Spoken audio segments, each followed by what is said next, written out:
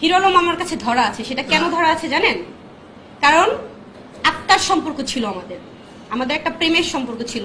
আমার ফ্যামিলির বিরুদ্ধে গিয়ে আমি তাকে বিয়ে করেছিলাম। আমার ফ্যামিলির কেউ মেনে নেয়নি এটা।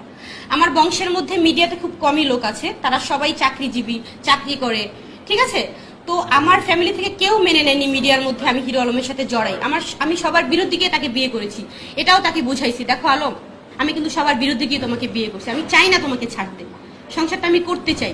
আমি তার 3 নাম্বার ওয়াইফ ছিলাম, এটাও বুঝাইছি। কিন্তু সে 4 নাম্বার বিয়ে করে ফেলছে।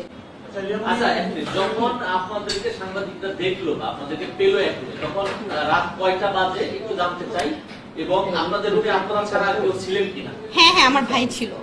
আমার কয়টা বাজে? তখন 8টা বাজে আনুমানিক। আচ্ছা, 8টা হোটেল আপনারা ওই দিন ছেড়ে দিয়েছিলেন?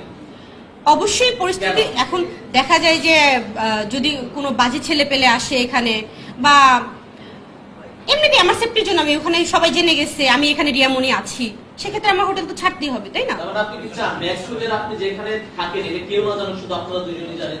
না, বিষয়টা এমন কেন? এখন যদি হিরো আলম যদি চিল্লায় সবাইকে জানায় দেয় রিয়ামণি ওইখানে আছে, ওইখানে যান, সেক্ষেত্রে তো আমার সেফটিতে যেতে হবে। হিরো আলম কিন্তু আরো হুমকি ধামকি দিচ্ছে, ঠিক আছে, অনেক ধরনের হুমকি ধামকি দিচ্ছে।